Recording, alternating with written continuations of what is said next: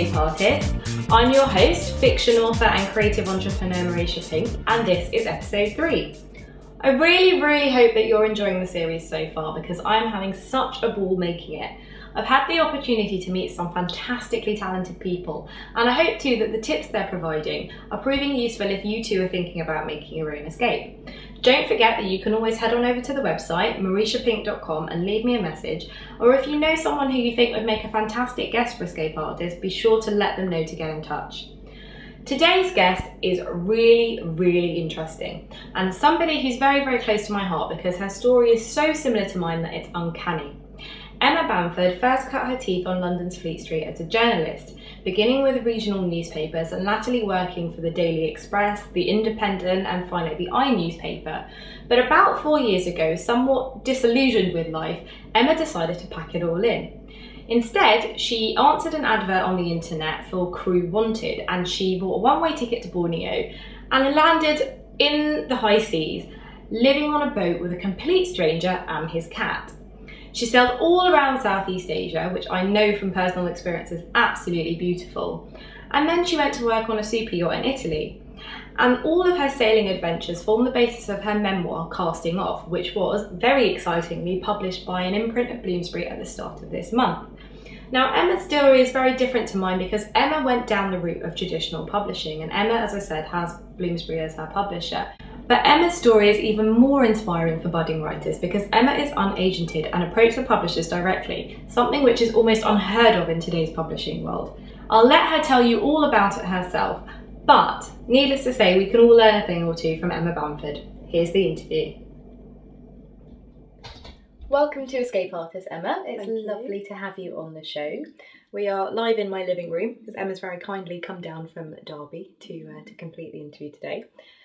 Do you want to tell us a little bit about what you're doing now? It's a very exciting time for you. It is, because my new book is out. Here it is. Real paper and everything. So, your debut novel, Casting Off, has just come out, which is extraordinarily exciting, and I can see how excited you are holding it in your hands. Do you want to tell us a little bit about what you were doing before that? Because it's got a very interesting story behind it. Yes, it has. So I was a journalist for basically my whole working career after university, and I got sick of it after I'd been doing it for a long time, tired of the long hours. Also, I was getting to an age when a lot of my friends were getting married and starting to have children, and that wasn't happening for me, and I felt a little bit frustrated. So I was round at a friend's house one day, and she announced that she was pregnant, and I was like, oh no, there's another one. And she turned around and she said, you're being silly, you know, you've got freedom, you can do anything that you want to do. And that really struck a chord with me, and I thought, right, well, what do I actually want to do with my life? And I was falling in love with sailing, so I decided to go off sailing around the world. Didn't really know how I was going to do that, but I found a website where captains put up adverts for crew, and I went on there, and next thing I knew, I'd quit my job and I bought a one-way ticket to Borneo and went and lived with a stranger on his boat. Did that for a few months, travelled, went to some amazing places, went all the way through Southeast Asia, all the way up to Oman, and then I got a job working on a super yacht in Italy. And when I got back, I thought, well, I've wanted to be a writer for a long time, and I've tried writing books before and nothing really come of it. So I thought, well, why don't I give this a go? Why don't I write about these adventures that I've had? And I did, and this is the result. So that's pretty drastic. I mean, you know, you were technically writing for your profession, and it's obviously something that you really enjoyed. But moving over into writing books, how have you found that? Is it quite different? It's very different because being a journalist, it's an office job, it's a day job. You're there, you're paid to do X, Y, Z, which in my case, as a news editor, was to decide what news stories were going to go in the next day's newspaper, how we were going to cover them, to manage the reporters, and when the words came in from the reporters, to edit the copy and make sure everything was working and get it all done on time, because obviously the newspaper, it's got to be done to deadline. Being an author, it's completely different, it's completely free. It's all up to me. Particularly when I started on this, I didn't know if it was going to be published or not. I always said, if I can't get a traditional publishing house interested, I'll self-publish because I've already done the work, frankly. So why not do that? So I've had to learn self-motivation and I guess being a bit more of a self-starter. My history of working journalism's obviously helped, not only with contacts for publicity and things, but just knowing how to write and having a bit of an understanding as writing as being a business and an industry rather than just an art form. It is an art form, but it's those two things together, and you have to find a balance between those.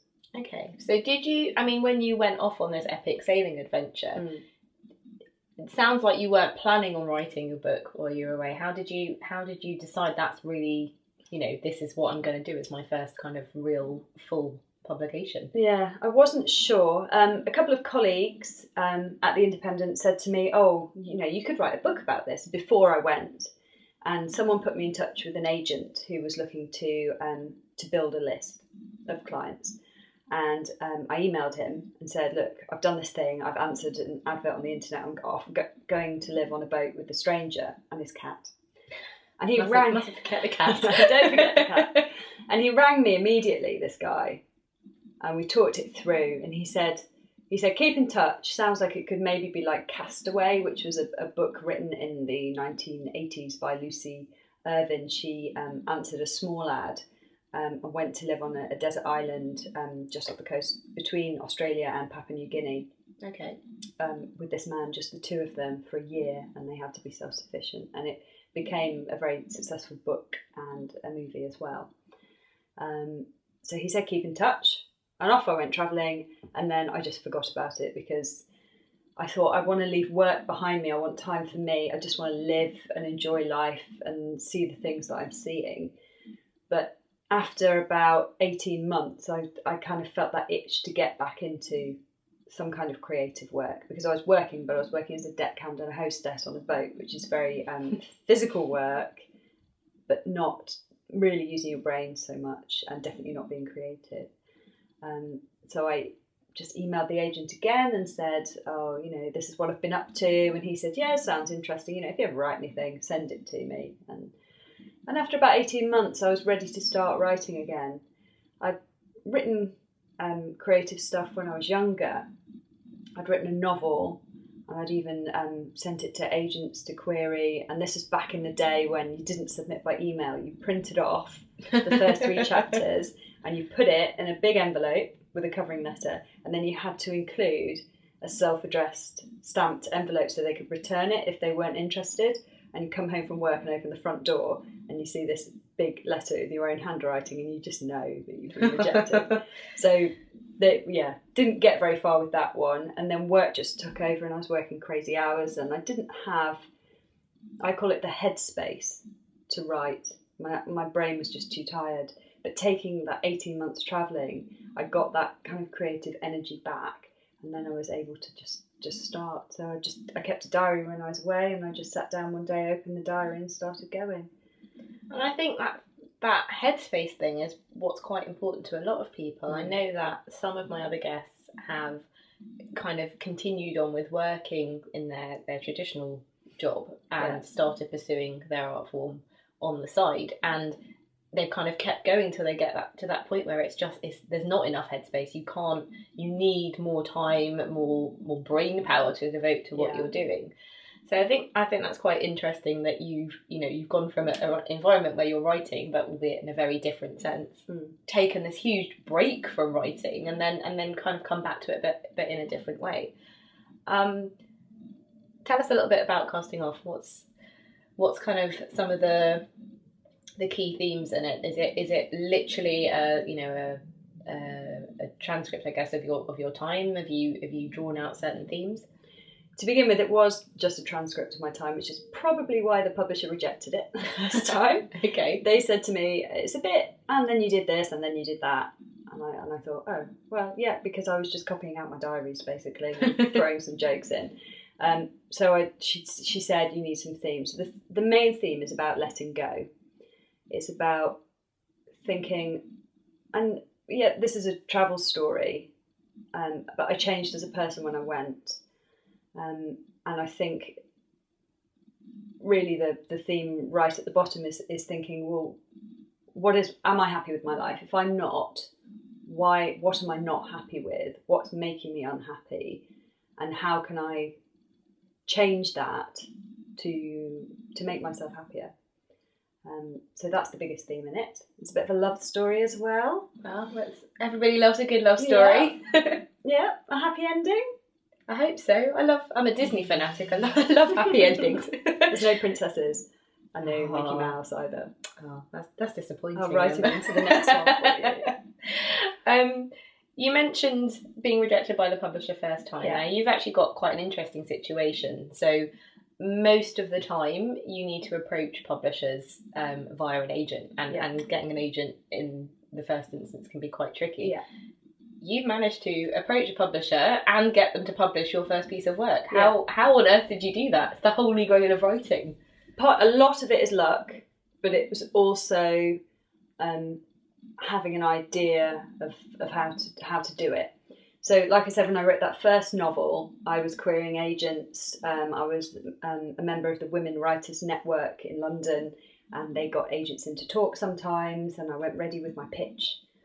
Still got rejected, but I don't regret writing that book and that rejection process, because that was the first time I'd written something to the length of 80,000 words, and in a way that was just a test. Could I go from writing 500-word articles for a newspaper or a magazine to writing 80,000 words of fiction? So it was like a rehearsal. Like anything you do, you need practice. This time was different. Through my sailing, I did something called the Clip Around the World yacht race.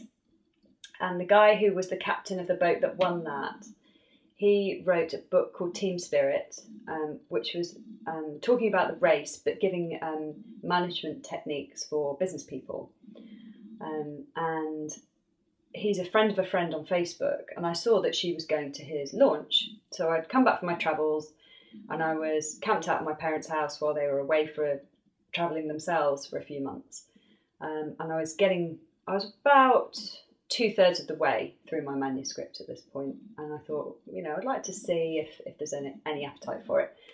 So I saw he was having a launch party, so I kind of got myself invited through this other girl, but I knew him, and he was happy to have me along, and got on the train, went down to London.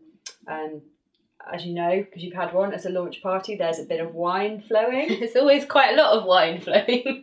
So Brendan's editor, Liz, gave a little speech, and I kind of clocked her, and I was like, right, okay, that's the editor. And got a bit of Dutch courage on the wine, and just went up to her, stuck my hand out. Hi, Liz, my name's Emma. I'm a journalist. I used to work for The Independent. That always helps ears prick up.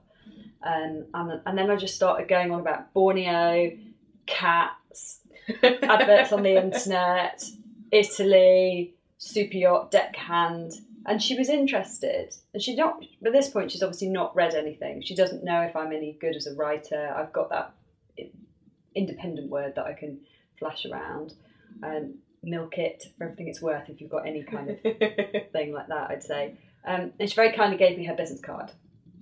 And she said, send me 2 chapters that are quite different. So I did. I sent her chapter 1, which kind of sets the scenes for my travels. And I sent her the most recent chapter that I'd written, which was very serious and chapter because we had quite a frightening ordeal to do with Somalian pirates. Okay. So very different tones to those 2 chapters. And I sent it to her, and she read it, and she got back to me and she said, I really like it. Send me everything you've got. And that was brilliant. It was extra brilliant because I sent exactly the same material to that agent that I'd had those couple of conversations with. She's a woman, similar age to me, a bit younger. He's a man, a bit older. He read them, he emailed me, and it wasn't just the standard, I'm sorry, it's not one for me, but best of luck with the future. It was, this is terrible. I feel really sorry for the captain that you went to join on the boat. You will never get a publisher interested in this. no good luck messages. It was really, it was a Wow. very personal response, and I was upset by it. But I'd already had a publisher saying that she was interested. And if I look back, I think if I'd only sent it to him and not to her, and I'd had that horrible a rejection, I'm not sure I would have continued, but as luck had it. So, yep, I sent her everything that I had, and it took her months, maybe 8 months to come back to me.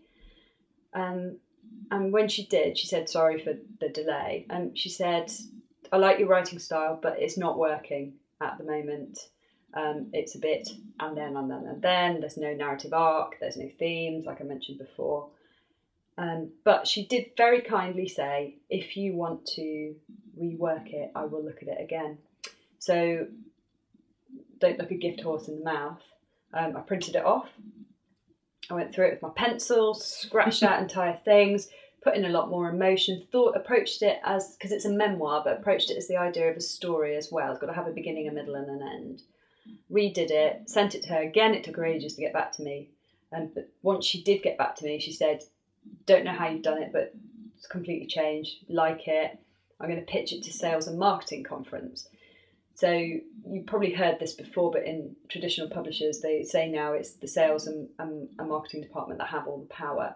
So all the editors have books that have been pitched to them that they like. And then they, in turn, have to go to this board, literally a roundtable board meeting, and they have to pitch it. Sounds a bit scary. And it all depends on if the whole team agrees that they want to go ahead with it. So it had to go through 2 meetings like that. And then I just got an email one day. I was at work and I just got an email saying, yeah, we'd like to offer you a contract.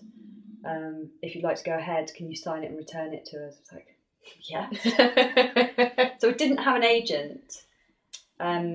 It's my publisher's Bloomsbury, but they have an imprint called Adlard Coles Nautical, which publishes books to do with sailing. A lot of those are textbooks or manuals, but they have something called bunkside reading. So I think it's helped because I've gone into a small imprint that's part of a bigger publisher.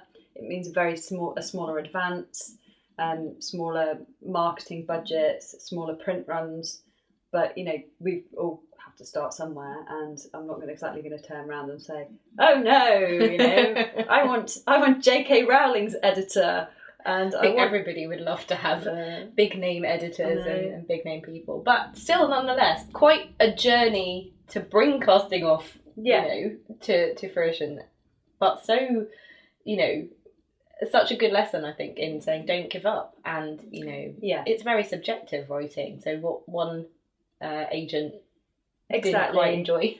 Yeah, and I think the natural readership of casting off is probably a woman, and probably a younger woman, sort of 20 to 40. So it's not necessarily going to appeal to a man. He's going to be a bit like, oh God, it's another woman, another Bridget Jones type woman harping on about this and that. There's perhaps a lesson there for people who are thinking about approaching agents and or publishers in really knowing who it is you're approaching, and knowing that what you're pitching them is something that they are interested in and represents what's on their list, but that they'll actually understand your book, because books aren't written for everybody. No. They very much have an audience. Do you think you have to have an interest in sailing to enjoy your book? No, there's not much sailing in it, actually. After all of that travelling around the world. Yeah, it was difficult when I was writing it because I didn't know, and particularly when I went back and edited it, I knew that it would be for a sailing imprint, but I didn't know whether they would want to pitch it as a sailing book or as a more kind of travelling, sort of eat, pray, love type book. So I found it difficult to think, where should I pitch that? I gave an early copy of the manuscript to a friend who doesn't sail, and she was very much like, what's this word, what's this word, what's this word? So I have explained them for non-sailing readers, but I think sailors, particularly cruising sailors, who are people that live on their boats full time and travel around the world or around the UK, I think they'd be interested in it. So I have to leave a little bit of that technical detail in there for them to satisfy that audience too. Okay, so you've got your magical email that says we want to give you, a publishing contract. Do you want to walk me through how you've kind of gone from that stage to having finished book in your hands. Yeah. So then nothing happened for 6 months. And then Liz, my editor, sent me back the manuscript, and she'd gone through it and she'd put in, so it's a Word document, and she'd put in little comment bubbles. I want to know more about this. I don't understand this. This is boring. Can you remove this chapter? Can you move this around? Really, really detailed stuff. She must have spent a really long time doing it. So I went through, I didn't take everything on board that she said, but also I thought, okay, she's an experienced editor who works in the publishing industry. She knows more about this stuff than I do. I wasn't precious about my manuscript in any way. I think coming from a journalistic background and being a newspaper copy editor myself helped with that. I wasn't like, oh, this is my baby, my work of art. So I made all the changes. It took me a long time. So by this point, it's been through a first draft that I've done myself with some kind of self-editing, the big comprehensive rewrite when she asked me to repitch, another draft when she sent these marks. Then it went to an experienced editor who came back again, and honestly, the details she went into, I went to a place in the Andaman Islands, and there's a town called Port Blair, and there's a market called Aberdeen, like a small town with a big market with all the shops called Aberdeen. And she'd even gone and Googled it and said, oh, is it not called Aberdeen Bazaar? And I was like, oh, I don't know. We called it Aberdeen when we were there. So then I'm going on Google, I'm looking on Google Maps to see what it's called. Really, really detailed stuff. And she would spot things like, almost like continuity errors. So she went through that. So then I had to go through her comments and change things from that. And she also picked up typos. So more changes. Then it went to not a full legal read, but it had, because it's a memoir and we're talking about real people, you've got to change names and things to protect people's identity, because they don't necessarily want to be in the public eye. It's not their book. They've not chosen to do that. So then it had to go through another level. Then I was sent proofs, which is, it looks like the layout there. So it's in the same font. Okay. But it's printed out on a piece of A4 paper. So it's a big stack. So I had to go through it again at that stage. So I've lost count now of, of where we are. So from my original manuscript was probably 150,000 words. And I think the finished products is probably about 90. So I had to... A lot of cutting. Right at the last minute, an entire chapter went as well, because they felt it didn't really add anything, and it maybe slowed things down.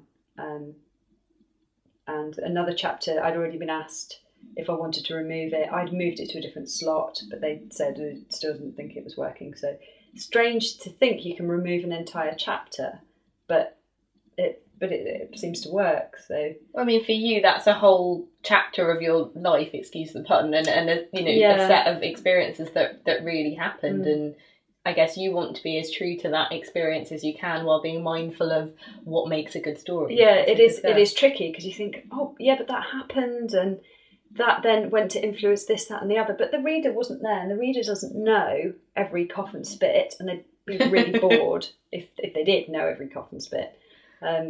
So yeah, actually, as long as it doesn't affect the story, like they say, if in doubt, take it out. And I've learned that is really true.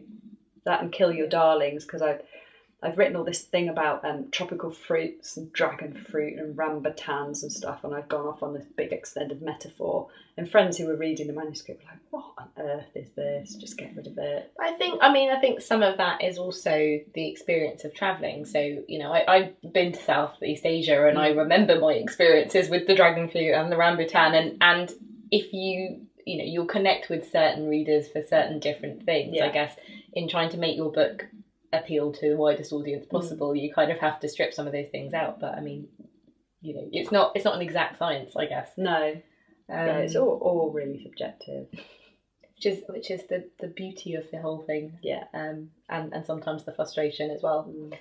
So book's all done, and we're still kind of making last minute changes right up to the wire, which I guess is probably quite surprising for people, because you assume that these publishing houses are all very polished and all very organised, and everything's kind of done weeks and months in advance.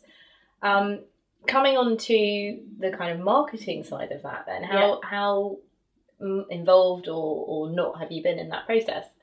Well, I knew that from doing research, reading books about writing and marketing. I read this really good book called So You Want to Be a Writer We've Heard Of, which I recommend to anybody, whether they're a self-published author or going down the traditional publishing route, to read. It's really good, really good tips. That you need a Twitter presence, you need a Facebook page, you need a website. Your publisher will not provide a website for you. They won't pay for it either. You have to, put your hand in your pocket. Most of my advance has gone on website, on buying the drinks for my launch party. I've had to buy those myself. On petrol money, driving here and there to do things. On toner cartridges for my printer, for printing out all different, versions of the different drafts of the manuscript. I'm very lucky in that Bloomsbury has chosen me as what they call a highlight title. So even though it's the Adlard Coles Nautical Sailing imprint, they're giving it a bit of an extra push. So I got an email once from Liz saying, brilliant news, they're going to give your book extra publicity. We're going to have the team that usually works on Hugh Fearnley-Whitting's stall. Okay. And I was like, cookbooks. Am I going on Saturday Kitchen? Brilliant. But what it means is that I'm very lucky that I've got a publicist in-house in Bloomsbury to help me. So there's a marketing team, and they've sent me some leaflets, and they've done a show card, which is like a big A2 piece of thick card with basically the front cover blown up and stuck on it. And one of those is at the moment in the windows of Waterstones in Nottingham. Very exciting. But publicity-wise, I've got a lovely girl called Sophie, and she's done a press release, and she's in contact with a whole host of magazines, newspapers. She's trying to get me on the radio. Then the rights department within Bloomsbury as well have been selling various rights. So they haven't sold the audio rights, they actually retain the audio rights themselves. So an audio book is being made by Audible. And then they sold an extract of the third part to the Daily Mail. I've signed a contract. So basically they are given the book and they can just edit it down. Okay. And then run it in the paper. I'm really hoping that it comes off with and I know from newspapers that things are never set in stone. Anything could happen on the day and it could be thrown out, but that would be really good. I'm plugging away at things myself as well, and I'll continue to try to contact magazines and newspapers with ideas. Maybe if there's something topical in the news that kind of loosely relates to what I did, then I keep an eye on that, get in touch and say, would you like me to write a piece for you? You can even do it for free if you get a plug for your book at the end. Obviously it's nice to get paid for it as well. I'll just have to play that by ear and see how it works out. It's one of the biggest things facing a lot of writers, particularly the self-published ones, because they're all handling their own publicity, and it sounds like you're doing a huge amount for yourself, and that's often a misconception that if you get a publisher, they'll do all the marketing for you. You've got, I guess, millions of connections from your time working on the other side of the fence. Yeah. What advice would you give to people in terms of trying to find those opportunities, looking for stories, or being aware of when editors or journalists are looking for stories? Where would you look for them? Don't just write a press release about your book and put it in a jiffy bag with a copy of your book and send it into a newspaper, because that's not going to get you anywhere. When I worked in the features department, they have a stack like this. There's an entire quadruple cupboard filled with books, and most of them are not going to appear in the newspaper. So you have to think creatively. National Geographic Traveller magazine, for example, has a page called Notes from an Author, where an author can write a one-page essay, and it's about a place that they've been to. Now, you don't have to have written a travel book to appear in there. You just have to write about a place. Maybe you went somewhere, if you're writing a novel, maybe you went somewhere to research it, and you can just tell like a mini story and your book gets mentioned in it. Grazia, every edition has something called Trends, and real life, where you can tell something. You don't have to be telling the story of your book. You're just trying to get yourself noticed. So keep an eye on the news. Keep an eye on if you're a woman, women's magazines, or if your book is set in a particular thing. Maybe you're writing about model aircraft. Well, I'm sure model aircraft magazines and websites are tired of getting the same old stuff, features in all the time. So write them something a bit more fun and send it to them, and they'll probably, bite your hand off and take it. So it's about thinking a little bit creatively. I mean, if you're a creative person, that should come reasonably naturally to you. But don't be afraid. And if they don't take it, they don't take it. You've already come up with the pitch idea, so you just take that pitch idea and send it, maybe tweak it a bit, and then pitch it to somebody else instead. Okay, you heard it here first. This is how you get your story into the press. Okay, so you mentioned, one of the motivations for kind of going on this escape and transitioning into writing was getting away from some of the mundane aspects of sitting at a desk all day long. Yeah. How do you spend your days now? What does a typical day look like for you? Sitting at a desk all day long. Great escape. Yeah. I have to work because I can't support myself just through being an author. So I took the decision to work 3 days a week, and in a slightly different industry. So I'm not working for national newspapers anymore. I have one of those 9-to-5 jobs, which I've never had in my entire life, and I don't have to work weekends either.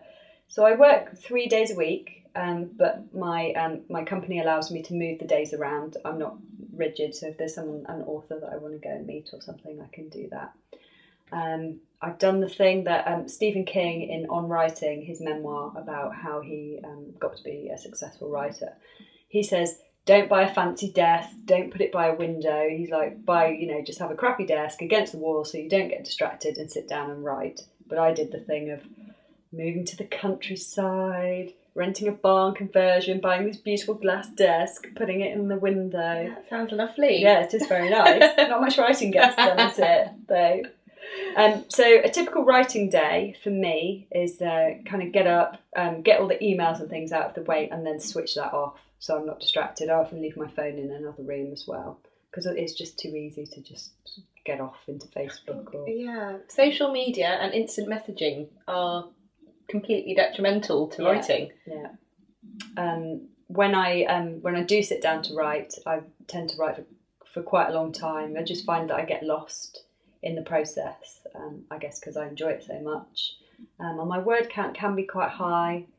Sometimes I find it slow to get going, and the way that works for me is to go back and reread what I wrote the last time, maybe lightly edit it, change any spelling mistakes or change a bit of grammar kind of thing, make sentences flow a bit better. That puts me back in the story, and then just go from there. I write very fast. I don't look back. I don't ponder about this sentence or that sentence, because what the process of casting off has taught me is that it's going to go through so many drafts anyway. Don't worry about it too much, about perfecting it. Just get it down and get to the end. So I just write really quickly. On a really, really, really good day, I could write 4,000 words. But generally, it's probably about 1,500 to 2,000 words. And then I'll just stop, and I'll just put that away until the next time that I do the writing. Now I'm having to do make sure that I do a Facebook post every day, not to my mates, but on my real author Facebook page, and tweets, and I'm kind of reading about marketing and tips like embedding photos in your tweet, looking at your Facebook page, looking at the little insights and seeing if you can spot any trends of when the best time to post is and what kind of things people like. Because some of my Facebook posts reached 34 people. One of my Facebook posts reached over 1,000 people. I only have, a couple of hundred followers at the minute, so it's learning those techniques to get things out there. I spend a lot of time procrastinating, cleaning things, doing the laundry, making soup, anything that stops me from actually sitting down and getting on with it. I find that late morning is the best time for me to write. but I can do it at other times. I did an evening novel writing workshop course in Nottingham, which was 8 Tuesday evenings in a row, and it was led by an author called Nikki Valentine, and she also writes under the name Nicola Monaghan. And it was brilliant, but she would say things like, she would set us an exercise and we'd just have 15 minutes, and this would be not laptop, but I'd have my notepad and my pen. Good old pen and paper. Yeah, and I would find that if she said, you've got 15 minutes, go, I could still get in there and do it. And that course was good because it taught me a lot, but it introduced me to people who are local writers, wannabe writers, and that's really good because we're able to submit an example of our work, and then everyone reads it, critiques it in their own time, and then we discuss it in a group afterwards, and that's really good. No one says anything horrible. So it's probably quite good when you're starting out or you're transitioning into a different form of writing. Definitely. Because it can feel sometimes like, especially when you're working on something by yourself and no one's seen it, it's quite scary when you first open that up to any kind of audience. Yeah. And having doesn't have to be good per se, but having constructive feedback really helps you to develop your craft, I think. Definitely. I think a support network is really important, especially because writing is a really lonely pursuit. You have to do it on your own. Even if you choose to go somewhere like a cafe, you're still there on your own because you just have to concentrate. So networking is really important. I'm very lucky in the East Midlands. There's something called the Writing East Midlands. It's a writer development agency. There's quite a few of them around the country. So people should look up and see if there's one in their area. And they run things like, they run a mentoring scheme. So I applied for that. I had to send in an example of my writing. I got shortlisted. I didn't get chosen in the end, unfortunately. But the guy who did, short story writer Dan Powell, he will be matched with a writer in his area. And that person will read up to, I think it's 80,000 of his words, and they'll have a monthly meeting. Okay. So it's almost like having an agent, someone that's going through, someone who knows and understands the industry. So that's a free thing that Writing East Midlands does. I think it's 2 or 3 times a year someone gets this mentoring. And they also help promote writers and writers' work, and there's lots of different websites and things that you can follow. Ms. Lexia, if you're a female writer, they run short story, novel and memoir competitions every year. There's lots of, for example, travel websites often run competitions. You're not necessarily going to win big money, but you can get a bit of your work out there. Exposure, isn't it? Yeah. And kind of bringing your work to wider audiences. Yeah, but the support network, I went to a writers conference and it was a really interesting thing to go to, and I think a really valuable thing, even if you're a writer who's starting out, because you're getting tips, listening to lectures from published authors, but you also feel like you're part of this community, and people will say things and it will really gel with you. And I highly recommend you get out and meet as many writers as you can. Use a hashtag #amwriting, and other writers will follow you, and you'll pick up lots of tips that way as well. I have to say, I think that's one of the things that I have really taken on board this year as I've been going, because I lived in a bubble while I was doing my first book, and I went to the London Book Fair for the first time this year, and I came away from it absolutely buzzing. So I think that's really, really important, and I think whatever you're doing across the creative spectrum, it can be very isolating, especially when you're starting out, when you don't have to or can't afford to work with a team. So really, for keeping your morale up and keeping you going, is really important. What would you say is the worst thing about doing what you do? Is the financial insecurity aspect of it, because it's not a 9-to-5 job, and you don't know whether you're going to make it or not. And also, making it means different things to different people. Nobody out there is going to be another J.K. Rowling. The publishing industry has changed dramatically. No one's going to be making money like that. And I don't think you should go into the industry with an expectation that you will make money out of it. Things have changed a lot. Advances are very small now.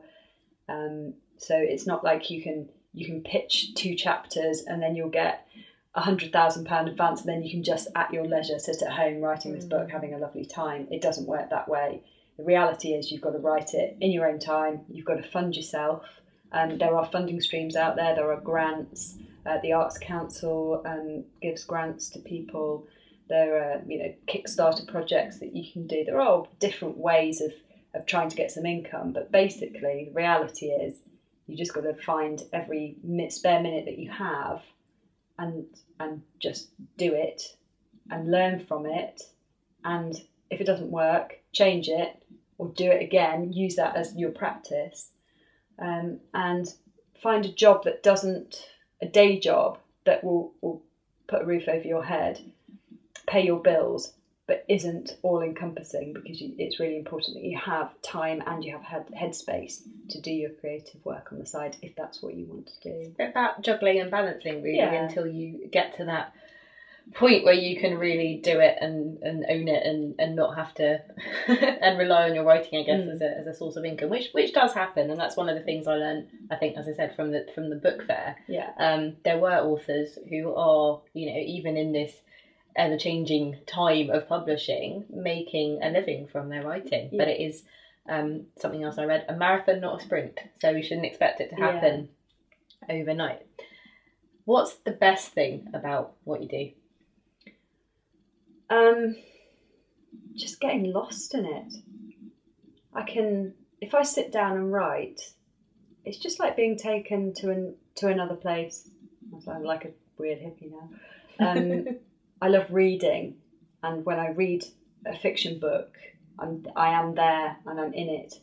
And writing, once you get going and your subconscious mind takes over, it's the same. It's almost like you're living the story, or when you watch a movie and you get really involved and something scary happens and you jump out of your seat because you're there. That's what it's like. It's not, to me, it's not laborious. It is at points when it's like, oh, I can't, the self-doubt creeps in and you kind of give yourself a bit of writer's block. And then the editing process is a lot more analytical and a bit more workmanlike, but it's just really fun.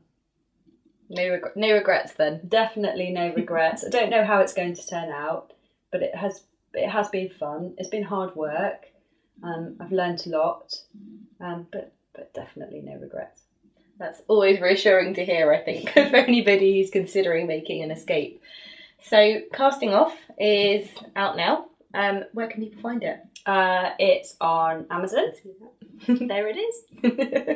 It is in bookshops. Pop into your local Waterstones. Go into your local independent bookshop as well. Been working quite hard to try and get independent bookshops to take it, because I think it's really important to support them.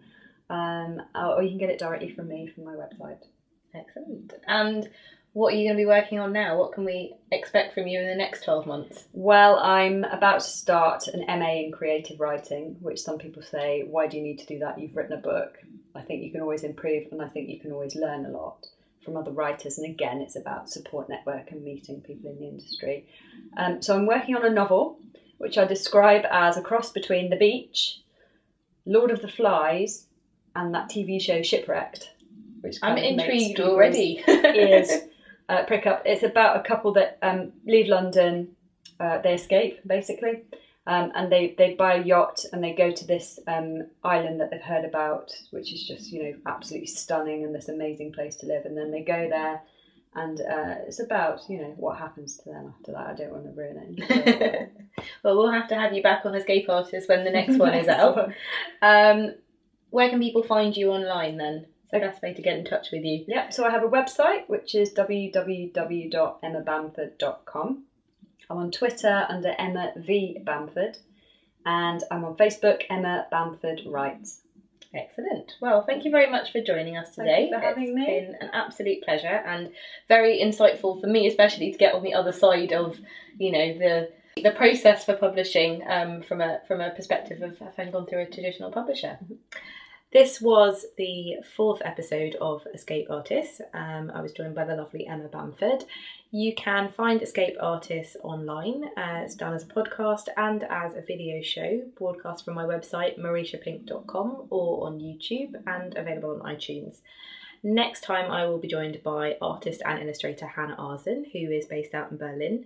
And make sure you sign up to the newsletter at mauritiapink.com to make sure you get notified when the next episode is available. Until then, happy escaping.